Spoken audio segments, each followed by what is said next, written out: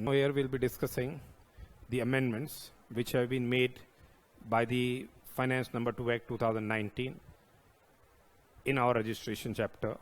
So one amendment is in section 22, that is dealing with the persons who are liable for registration.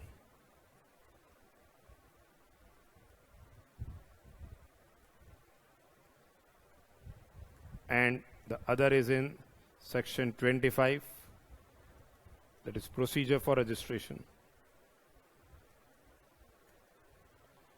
So these amendments are there which we'll be discussing, which has been made by Finance Number 2 Act 2019, have been made applicable with effect from 1/1/2020. The same has been made effective from 1st of April 2020. That is 1st of January 2020. So we'll be discussing about these amendments. Now here in section 22, a proviso, second proviso has been inserted. That is, in case of exclusive supplier of goods, the threshold limit of registration can be enhanced from rupees 20 lakhs to rupees say 40 lakhs.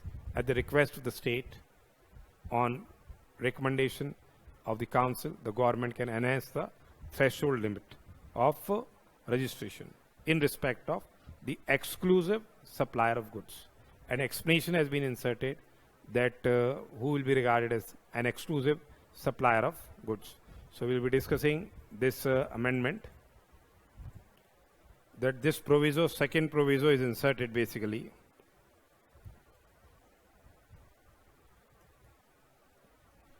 And this second proviso provides that the government may, at the request of the state and on recommendation of the council, enhance the aggregate turnover from 20 lakh rupees to an amount not exceeding 40 lakh rupees in case of suppliers. The suppliers who are engaged in what? Exclusively in supply of goods.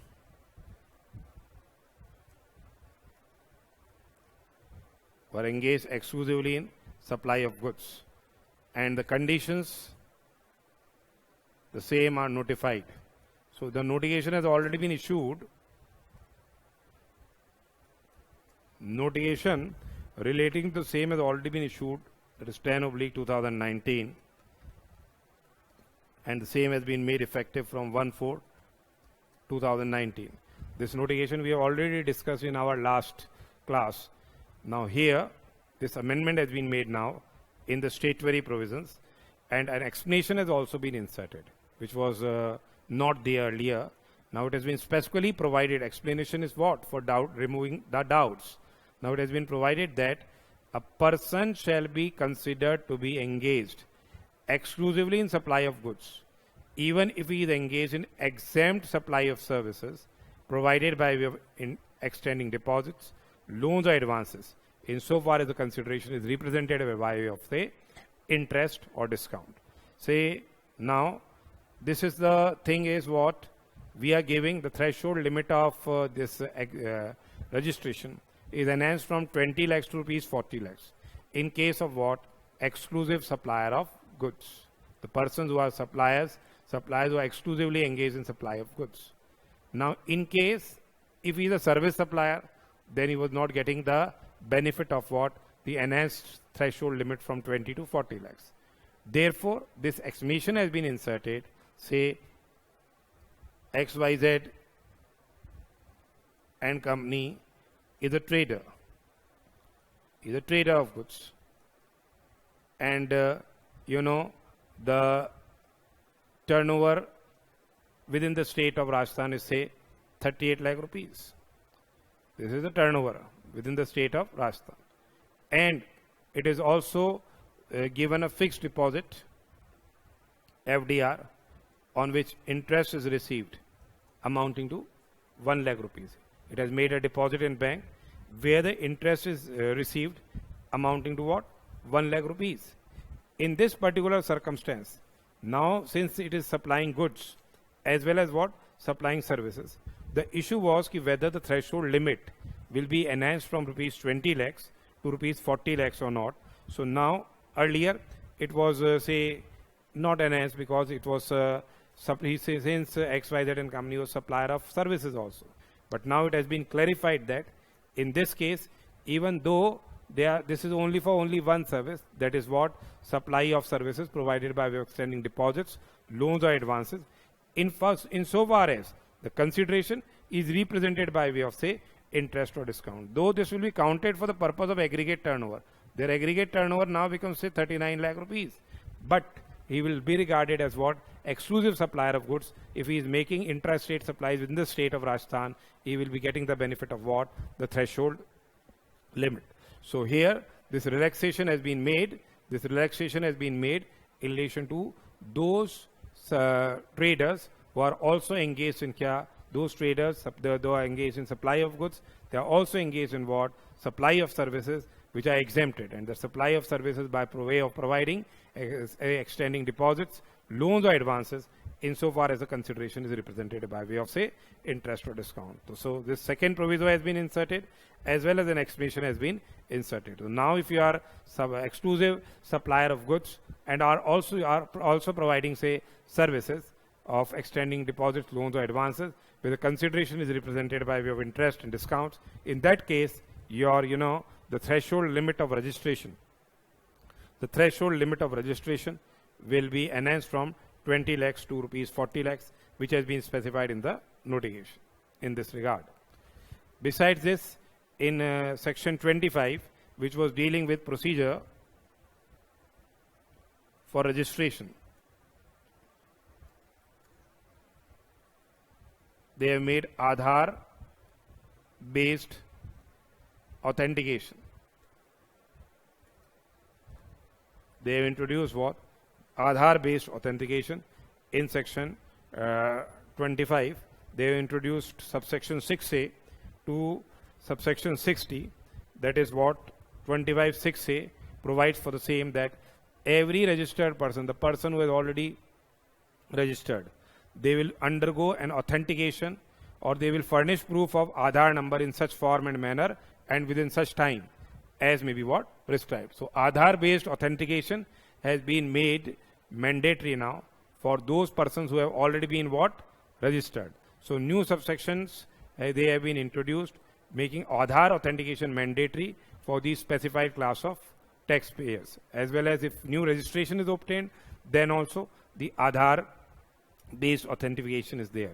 And in case a proviso has been inserted which provides that if Aadhaar number has not been assigned to a registered person, then he will be given other viable means for the authentication. Then in case if Aadhaar number has not been assigned, then he will be offered alternative and viable means for identification in such manner as the government on recommendation of council provides. Besides this, if there is a failure to undergo authentication or furnish proof of possession of Aadhaar number or furnish say alternative and viable means of identification, registration allotted to such person, then in that particular case, you cannot go for, if your Aadhaar based authentication has been failed or there is a failure on say your alternative and viable means, then in that case the registration shall be what? Deemed to be what? Invalid. In such case, the registration will be deemed to be invalid. That their proviso has been inserted. Further, second proviso, that in case of failure to undergo authentication or furnish proof of possession of Aadhaar number or furnish what? Alternative and viable means of identification, registration allotted to such person, the same shall be deemed to be invalid. And the other provisions of the Act will be applicable if such person does not have a registration. So that has been provided here. That is what? The authentication will be there of the registered person through Aadhaar or other alternative viable means. And in case of authentication failure, then registration shall be what? Deemed to be invalid. Then subsection 6B has been introduced, which provides that every individual, the date of the notification is 1/4/2020, that every individual shall, in order to be eligible for grant of registration, he'll have to undergo authentication or furnish possession of Aadhaar number in such manner as the government may, on recommendation of the council, specify in the notification. So here the fresh, जो registrants will have to undergo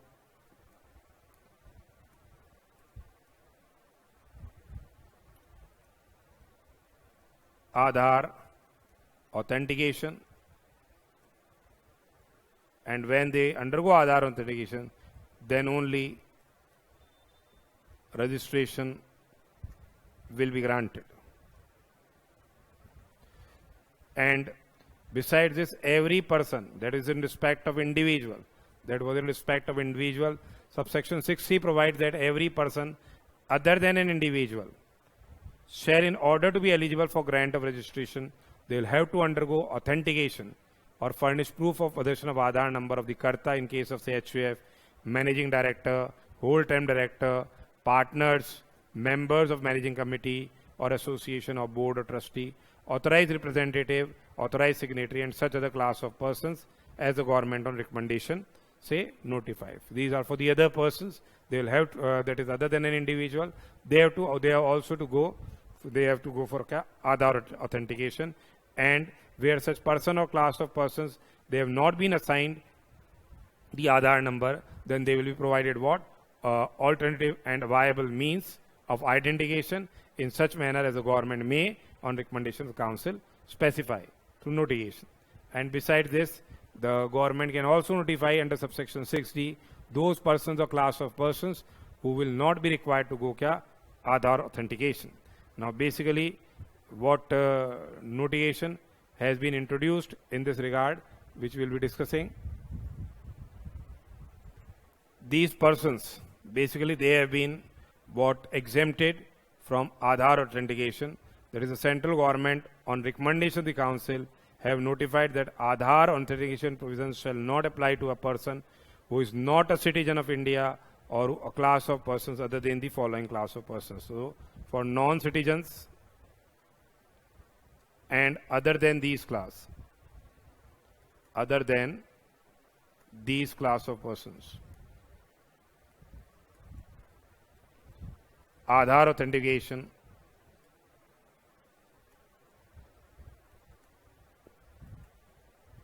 is not required. For those who are not citizens of India and accept these, that is individual, he will be required to go Aadhaar authentication. Authorized signatories will be required to go for Aadhaar authentication.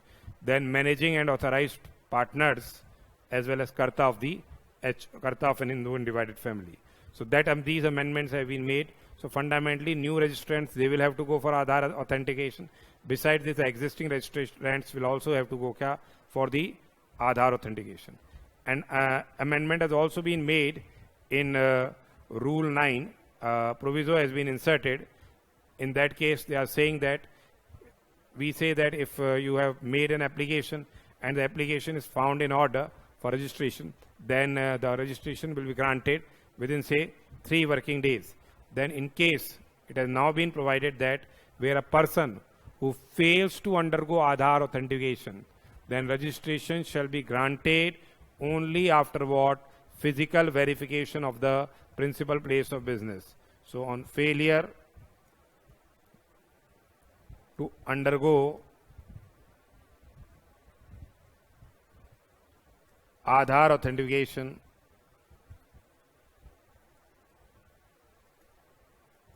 registration will be granted only after physical verification of the principal place of business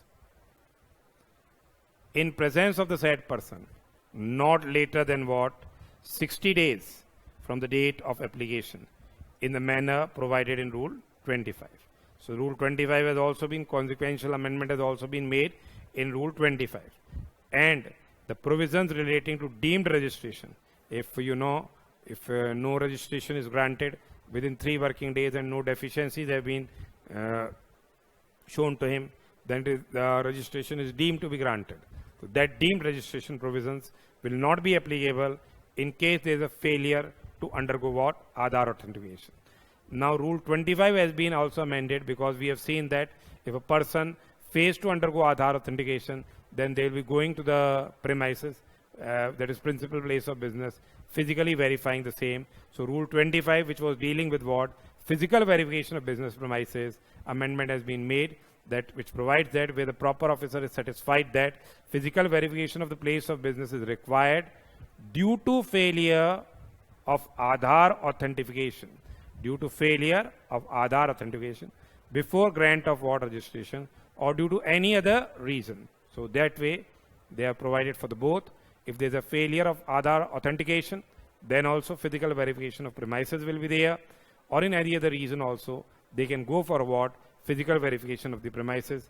He may get such verification of the place of business in the presence of said person done, and the verification report along with the documents, including whatever photographs are there of the physical verification so conducted. The same will be uploaded on the common portal within 15 days of such verification.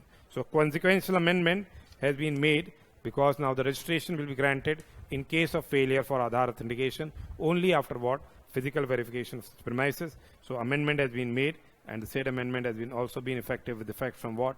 23/3/2020. Basically, these amendments have been notified and that are applicable in relation to registration.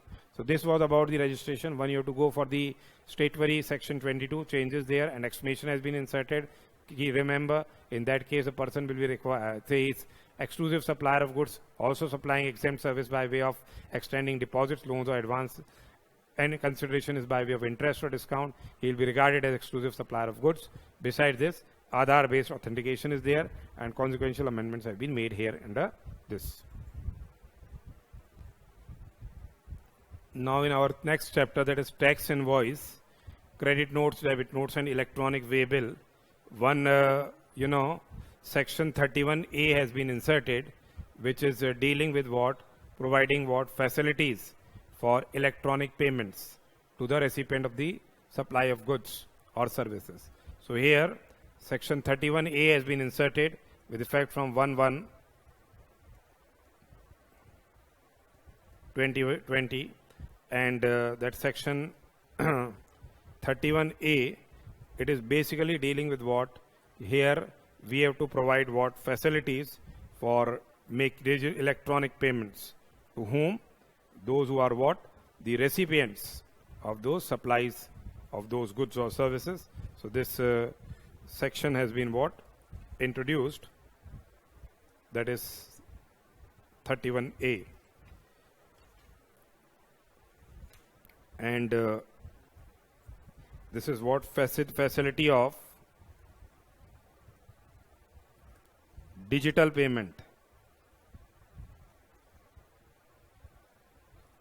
to recipient. This is facility of digital payment to recipient.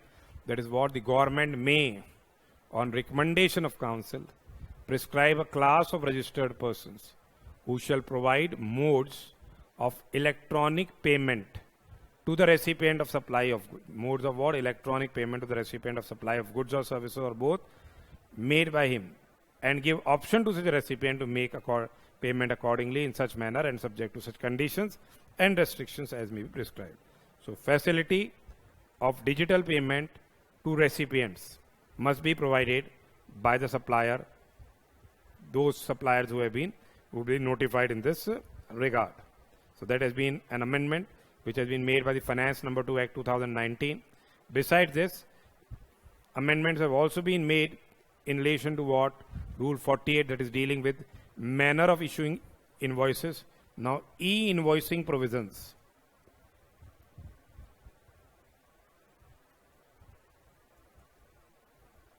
Electronic invoice provisions have been introduced, and the same will be made effective from 1st of October 2020. That is what the e-invoicing provisions, what it has been provided is that the invoice shall be prepared, e-invoice must be prepared basically by such class of registered persons. The same must be prepared by such class of registered persons which are notified by the government on the recommendation of council, including such particulars contained in form GST INV 01. After obtaining what? Invoice reference number. And that invoice reference number will be obtained by uploading the information contained therein on the GST portal. That will be uploaded on the portal. Separate electronic portal have been made for this e-invoicing. And here, if you issue an invoice other than an e-invoice, then it will be treated as if invoice has not been issued. That is, a proper invoice has not been issued. So every invoice issued by a person to whom the e-invoicing provisions are applicable, they issue other than an invoice, then it will be treated that invoice issued by him is not a invoice. And here, as you are aware, it is electronic invoice. So the provisions relating to what? The number of copies of invoices,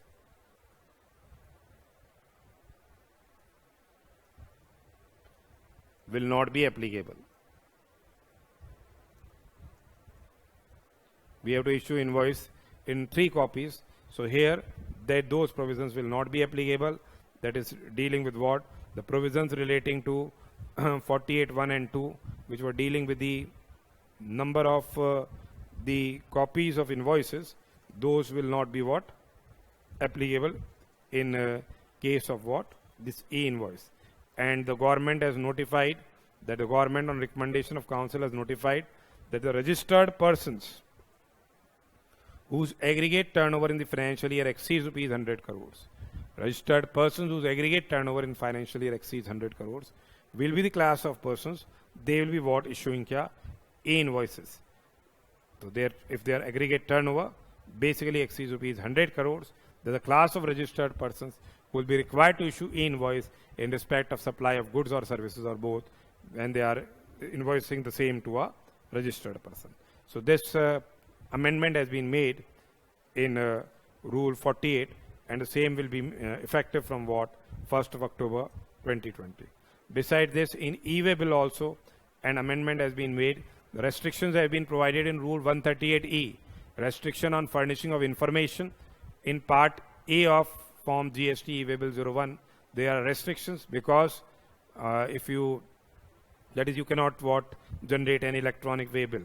So here, one more further restriction has been placed, that in case a person is other than a person which has been required to furnish, who is not under a composition scheme, and he has not furnished what? The statement of outward supplies. If he has not furnished the statement of outward supplies for any 2 months or quarters, as the case may be, then electronic way bill cannot be what?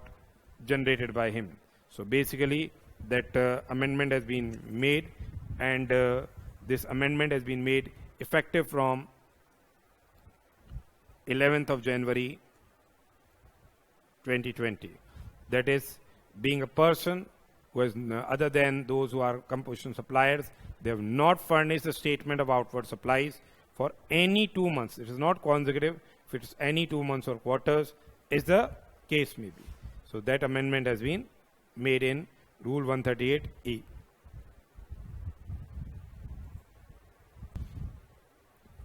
So that was these were the amendments relating to what? Electronic way bill. Now next is what? Payment of tax, tax deduction and tax collection at source. Next chapter is payment of tax, TDS and TCS. So amendment, in section 49, an amendment has been made which now permits what? Transfer of amounts from major heads to major as well as minor heads. This transfer is now permitted in electronic cash ledger.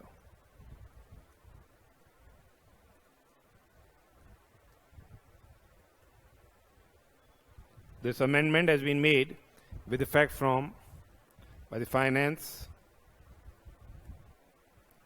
Number 2 Act 2019 with effect from 1/1/2020, though though here the form which is dealing with the said amendment, the same has been what notified with effect from 21/4/2020. In form GST PMT 09, it has been notified with effect from 21/4/2020. What the amendment provides is, here 4910 has been inserted, which provides for what? Facility to a registered person to transfer an amount from one major head or minor head to another major head or minor head. So say if I have wrongly deposited CGST 50,000 rupees, and actually it was IGST, there is a shortfall in IGST to the extent of 30,000 rupees tax element, and I have deposited wrongly in what? CGST. Now I can transfer this amount from CGST account to what? The IGST account. Similarly, from IGST also, it can be what? Transferred. So here, a registered person may, on common portal, transfer any amount of tax, interest, penalty, fees, or any other amount payable. Within the major head, transfer can be there in minor head also. From tax, it can be transferred to interest, it can be transferred to fees, it can be transferred to penalty. Similarly, other major head also, tax element minor will be transferred to tax of the other major head. So a registered person may, on common portal, he may transfer any amount of tax, interest, penalty, fees, or other amount available in the electronic cash ledger to electronic cash ledger for the integrated tax, central tax, state tax, union territory tax, or cess in such form and manner and subject to such conditions and restrictions as may be prescribed, and such transfer shall be deemed to be refund. So if I have transferred 50,000 rupees from this CGST to IGST, it will be deemed to be what? Refund.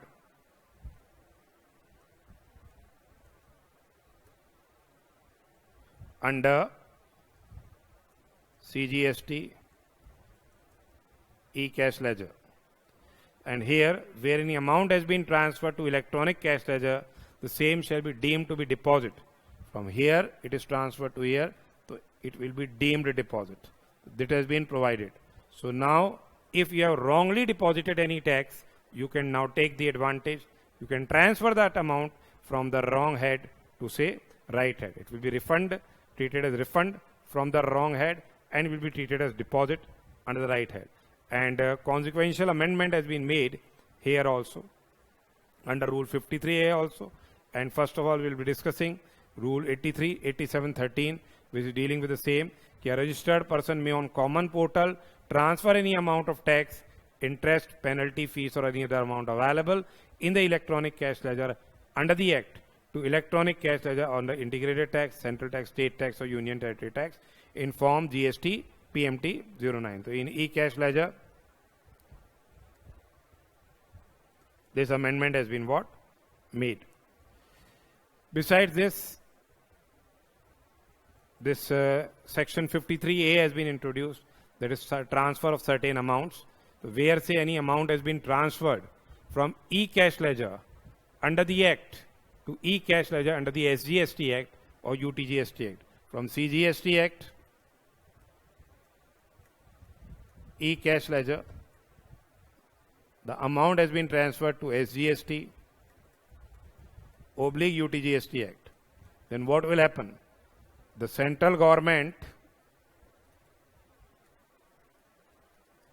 shall transfer the said amount to state tax account or union territory tax account. From central tax account, the amount will be transferred. Logically, the central government will transfer from the central government's account to what? State tax territory account.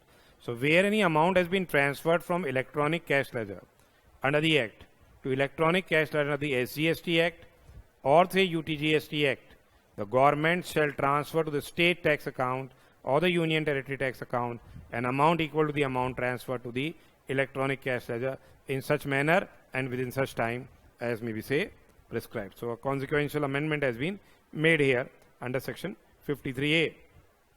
Similarly, amendment has been made under 52.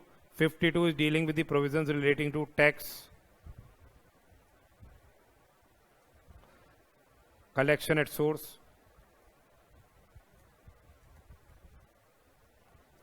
They are saying that if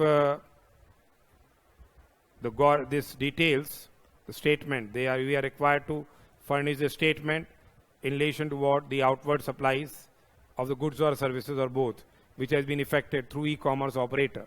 So the commissioner can extend the time limit for furnishing what this statement, monthly statement, which was required to be furnished.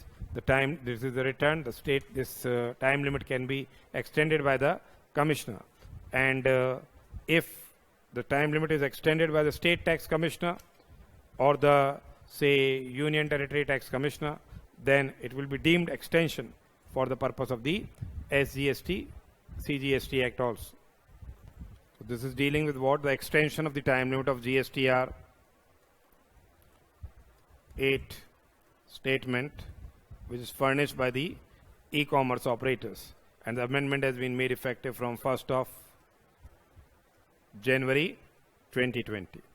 Similarly, in relation to the annual statement also,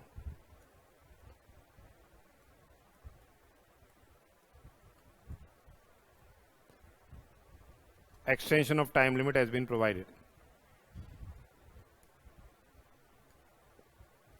Those e-commerce operators, they are required to furnish the annual statement. They have provided the extension of time limit. That is, the commissioner may, on recommendation of council and for reasons to be recorded in writing, they can extend the time limit of furnishing of the annual statement. And in case if there is extension by the state tax commissioner or the union territory tax commissioner, then it is what? Deemed extension here also. So this amendment has been there. Now, Rule 86(4)(a), which is dealing with the electronic cash ledger, credit ledger, they have said that where a registered person has claimed any refund of the tax paid, wrongly paid or paid in excess, for which debit has been made in the electronic credit ledger. And here, the said amount, if found admissible, shall be recredited in what the electronic credit ledger by the proper officer by order made in form GST PMT 03. In case if he has made a refund application and of any amount of tax which has been paid, paid in excess, for which debit has been made in electronic credit ledger, and if the same is found admissible, then he will get credit in what? The electronic credit ledger accordingly. Now 86(a) is there, that is dealing with what? Conditions for use of the amount available in electronic credit ledger. This is a very important one. Basically, there is a restriction on utilization of electronic credit ledger balance. Basically, there are restrictions on utilization of what? That is input tax credit. So this is an important statutory provision which has been introduced under Rule 86(a) and can be definitely asked in your examination. There is conditions of use of amount available in electronic credit ledger. Here, restrictions are there. When these restrictions can be imposed, that is in case if the person has taken, he has availed the input tax credit on the strength of those tax invoices or debit notes or other documents which have been issued by, say, persons who are not existent. Those persons who are not in existence and they are carrying on business not at the place which is their registered place of business. Basically, on the basis of fake invoices, we are taking the credit. Or we are taking the credit on the basis of the invoices, but we haven't received those goods or services. We have taken the credit on the basis of fake invoices, or we haven't received those goods or services, or we have taken the credit and the supplier has not deposited the tax to the treasury of the government, or the person who is taking the credit, that is a registered person, he is found to be either non-existent or he is not conducting the business at the place where, say, such registration has been, say, obtained. So, restrictions can be placed in such a case on utilization of the credit. So, fundamentally what they are saying is, this is very important, that is commissioner or any officer authorized by him in this behalf, not below the rank of AC, not below the rank of AC. If they have a reason to believe, they must have a reason to believe, not merely on reason, not merely on suspicion. Restrictions cannot be placed merely on the basis of suspicion. They must have a reason to believe that credit of input tax available in the electronic credit ledger has been fraudulently availed. We have availed the ITC fraudulently, or is ineligible, or the same is, say, ineligible, in as much as the credit of input tax have been availed, this credit of ITC, the same has been availed on the basis of tax invoices or debit notes or other prescribed documents. We availed the credit on the basis of tax invoices, debit notes and other documents. They are issued by a registered person who is found to be non-existent. They are issued by a registered person. He is non-existent. That person doesn't exist. And we have purchased invoices. Or he is not conducting business from the place for which registration has been obtained. Either he is conducting business at any other place, not at the place from where registration has been obtained. So on the basis of fake invoices, we are availing the ITC. Yeah, we haven't received those goods or services. We have, say, only purchase invoices. Purchase invoices and not goods. Or say services. We haven't purchased those goods or availed those services. Or the credit has been taken or say availed on strength of the tax invoice or debit note or the document in respect of any supply, the tax charge in respect of which has not been paid to the government. Tax has not been paid to the government. Where the tax has not been paid to the government. Or the registered person availing credit of the input tax has been found non-existence. Now this registered person who is availing the ITC, he is non-existent. That was supplier. He was non-existent. Here, the recipient of ITC. He is what? Non-existent, or he is not conducting the business at the place of business from where the registration has been, say, obtained. Or the registered person availing any credit of input tax, he is not in possession of the tax-paying documents. He is not in possession of what? Tax-paying documents. So these are the conditions for placing restrictions. Then the concerned officer, on reasons to be recorded in writing, not allow debit of an amount equivalent to such credit in his electronic credit ledger for discharge of any liability under section 49 or for claiming refund of any unutilized amount. So debit won't be allowed. And here the utilization will be allowed only when the condition no longer exists. So the commissioner or the authorized officer, he may, on being satisfied that conditions for disallowing the debit of the e-credit ledger does not exist, then he may allow such debit. And the maximum period of restriction will be 1 year from the date of imposing of such restriction. Maximum period of such restriction is what? 1 year from the date of imposition of such restriction. So this restriction has been, say, placed, this has been introduced, 86A, with effect from 26th of December 2019, and this is a very, very important one. You have to remember this. It can be definitely asked in your examination. So this was the amendment relating to what? The payment of tax. This amendment has been relating to utilization of the ITC. In institute module, it has been discussed where? In ITC chapter. So this is very, very important.